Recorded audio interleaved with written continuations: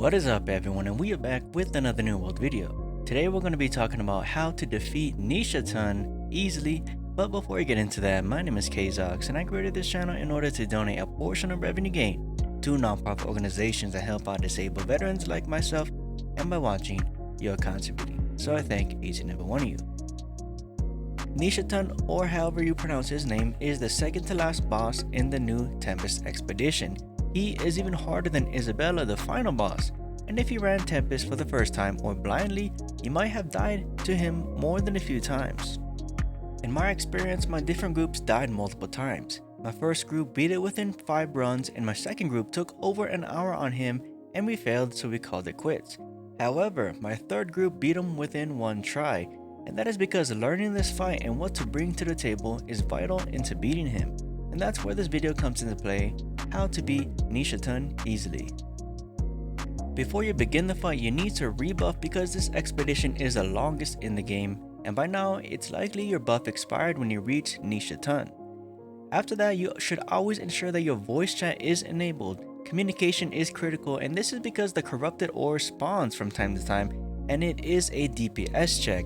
If you don't kill it within the time given, you will be burned for quite a while, and when this stacks up, it will be impossible for any healer to heal through that damage as the fight continues.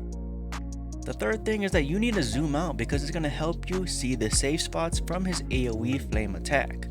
Lastly is to be aware of the map and stay off the edges. This is due to his tail whip attack. Usually after his AoE flame phase, he will rush to everybody and tail whip them. His tail whip does around 7,000 damage, and that is with my 625 gear score. On top of that, his tail knocks you back a few meters, and you can easily be knocked off the map, unable to be revived by your teammates. When you die, you critically affect the success rate of the fight. When too many people die, you cannot kill the corrupted cores, those DPS checks throughout the fight, and then you cannot kill its spawns, leading to everyone being burned for 300 damage a second and being knocked around by its spawns into the fire to be burned even more. If you made it this far into the expedition, you are already stuck with the weapons that your team has.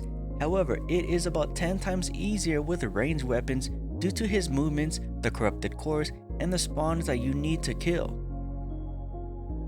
Corrupted enemies including Neishatun take 15% less strike damage, 40% less ice damage, but take 20% more thrust, 30% arcane, and 50% more nature damage. Therefore, the best weapon for this fight and expedition is bow and spear. On your next fight with him, please try to bring at least 2 bow and spear users. Alright, so when the fight begins, he's gonna spawn in the middle. You need a DPS and avoid all of his attacks. After a while, his first AoE flame phase begins. He's gonna go away and then start targeting the floor with AoE. These are timed invisible, so you do need to run around to see a safe spot that is not targeted. If you are hit by the fire AoE, your soul is going to be weakened, causing you to suffer 2.5% of your health per second per stack, and this effect cannot be removed. So it is best to avoid it at all costs. This first phase is quite easy, but always be aware of your distance from the edge. After this phase, he may rush to your group and tail whip you guys, launching you off the map, ensuring that you're going to be out of the fight.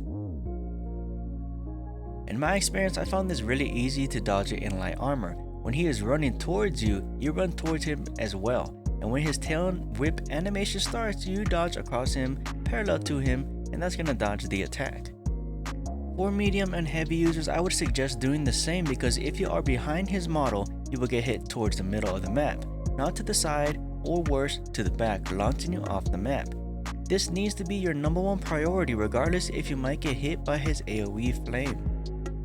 But during this time, he might also spawn his corrupted core during his attack or right after, and this is when voice communication comes in handy. Just shout out the location of the core or orb, and this becomes everyone's main focus.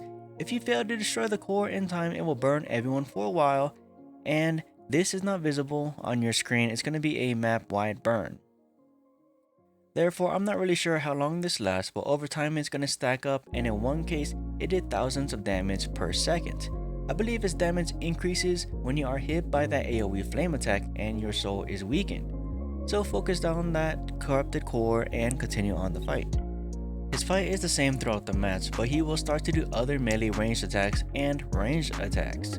Another move he does is a barrage of arrows or a charge up arrow shot that stuns you in place. This is easily seen and avoidable because you're going to have a red icon above you. All you have to do is move to the side to avoid that stun shot. Seriously, just a few inches and you're good. When the icon appears above you, that is where he's going to be targeting, so move a few inches to avoid it. The other arrow barrage is just a little damage, so all you have to do is move to the side just like the other one. Another move he does is rain of arrows. If this happens, you're going to be lucky because this attack is map wide and easily seen, and it deals abysmal damage. This is the best time to revive others and get some breathing room. As the fight progresses, it's going to repeat its AoE flame phase, but it's going to also start to spawn minions during this phase. While they don't seem like much, they do stagger pretty hard, and sometimes they're going to hit you into the flame that deals 2.5% of your health every second, stacking. So as a ranged person, you might target these as soon as you see them while trying to find a safe spot from those flames. And remember to have your camera zoomed out so you can see all the safe spots. I know it is very difficult, especially if you are colorblind, because the map is really bright red and its AoE flame attack is red as well, so keep that camera zoomed out. During this time, he might also bait you into those safe zones because he might spawn 2 sets of flames, one after the other, leaving only one safe spot in the map. So it is recommended to use your voice chat and use your pings to help everyone out. Don't forget to use your transverse moves such as charge on X. If you are a healer, it is recommended to get that last skill on Beacon to give your team a 20% haste when they are affected by Beacon. This helps a lot, especially when your team runs a lot of heavy and medium users. After this AoE flame phrase, he will again launch at you and tail whip you. However, if you didn't kill his spawns during that phrase, they will swarm you, knocking you into his tail whip and off the map.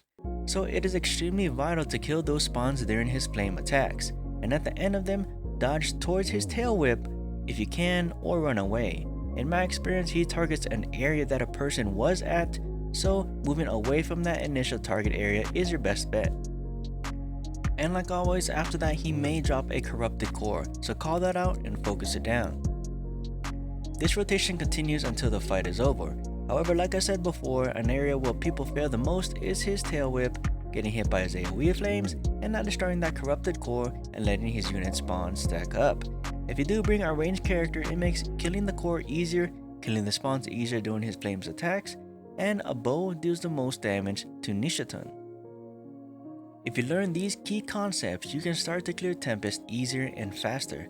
And that's it for this video. If you did find this video helpful, please hit the like button and then share this video with others so they can get better as well, making everyone's run easier. And then consider subscribing, as it greatly helps my channel reach a greater audience, and that helps me donate even more to disabled veterans. Thank you all for tuning in and listening, and until next time.